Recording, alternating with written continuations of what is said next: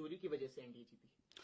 देखिए, आरजेडी ने कहा कि वो आत्मचिंतन करेंगे, पर आत्मचिंतन के नाम वो वही करने लगे जो कांग्रेस पार्टी ने की, वो है डिल्यूजन में रहना और अपने बेटे को हार से बचाना। इसीलिए एक तरफ हमने देखा कांग्रेस में भी बेटा बचाओ अभियान चला, तो वहां पर इलेक्शन कमीशन, एसआईआर और यहां तक कि जनता को भी दोष दे दिया। और उन्हीं की देखा देखी आरजेडी ने भी बेटा बचाओ अभियान के तहत इलेक्शन कमीशन वोट चोरी पे आरोप लगा दिए। ताउम्र कांग्रेस और आरजेडी यही गलती करती रही। धूल चेहरे पर थी, कांग्रेस और आरजेडी आईना साफ करती रही।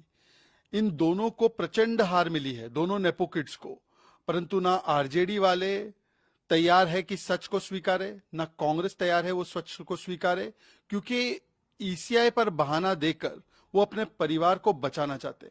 अरे आरजेडी और कांग्रेस के खुद के नेता, खुद के परिवार के लोग अब कह रहे हैं कि इलेक्शन कमीशन की वजह से नहीं, हम अपनी खुद की नाकामियों की वजह से हारे।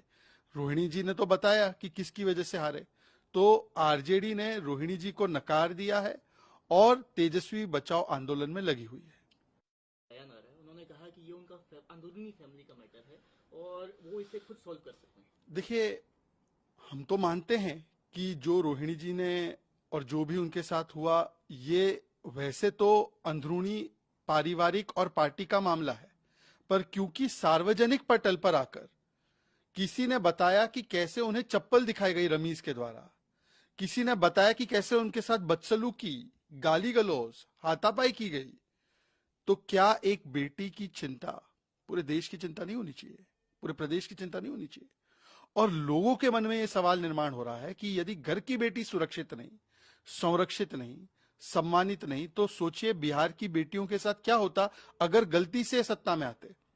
और मामला अब अगर ये निजी था तो उदित राज आकर कांग्रेस के नेता क्यों कहते हैं कि ये तो छोटी मोटी घटना है, नोकझोंक होती है, राष्ट्रीय समस्या नहीं है।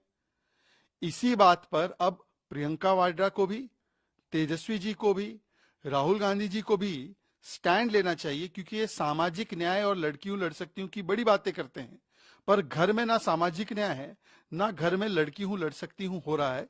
तो इस पर इन लोगों को बोलना चाहिए। झारखंड में अलायंस में है कांग्रेस के साथ, खासकर जो बिहार में प्रदर्शन रहा है कांग्रेस के घटक दलों का, उसको लेकर वो रिव्यू कर रहे हैं अपना एनालिसिस कि इनके साथ आगे पार्टनरशिप में रही कि ना।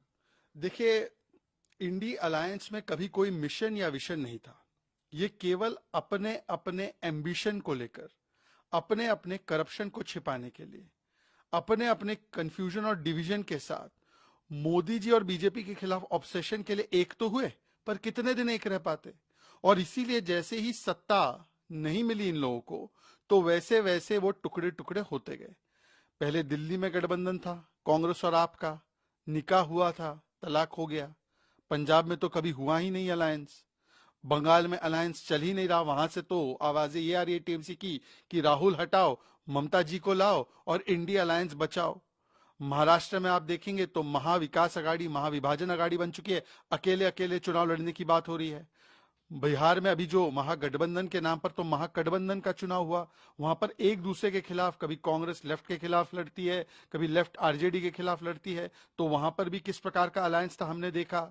तो कुल मिलाकर ये अलायंस नहीं था, ये केवल और केवल एक कन्वीनियंस के लिए कुछ लोग साथ में आए थे, कोई कन्विक्शन नहीं था, ना नेता था, ना नीति थी, ना नियत थी।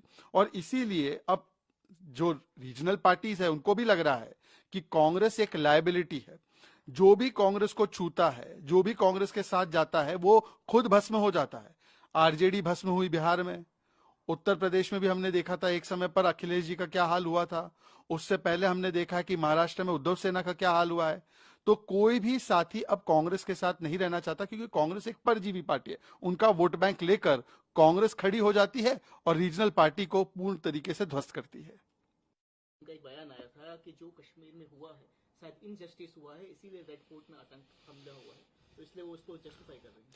देखिए, अभी ये आतंक के डॉक्टर्स का नेटवर्क पकड़ा गया, पर हमारे देश में एक विशेष स्पिन डॉक्टर्स ऑफ टेरर है, जिनका पूरा काम केवल इतना ही है कि जब भी कोई आतंकी घटना हो या आतंकी पकड़े जाए तो आतंकी बचाओ गैंग काम पर आ जाता है वोट बैंक के नाम पर। और ये वोट बैंक नीति को राष्ट्र नीति के ऊपर रखते हैं। इसीलिए पहले महबूबा मुफ्ती जी ने कहा कि ये जो ब्लास्ट है उसके पीछे ये कारण है, जस्टिफाई किया। फिर हुसैन दलवाई ने कहा इनजस्टिस होता है, आरएसएस को पूछो, यहां पर ये हो रहा है इसीलिए ये हमला हो गया। मतलब कि उन्होंने एक प्रकार से जायजीकरण, जस्टिफिकेशन दिया है आतंकी हमले का। और उनको क्या कहे, ये तो कांग्रेस की लाइन है। चिदम्बरम जी ने कहा सरकमस्टेंसेस से आतंकी बनते हैं। कांग्रेस के अन्य नेता जो है तारिक अनवर से लेकर बाकी नेताओं ने भी जस्टिफाई किया ये हमले को।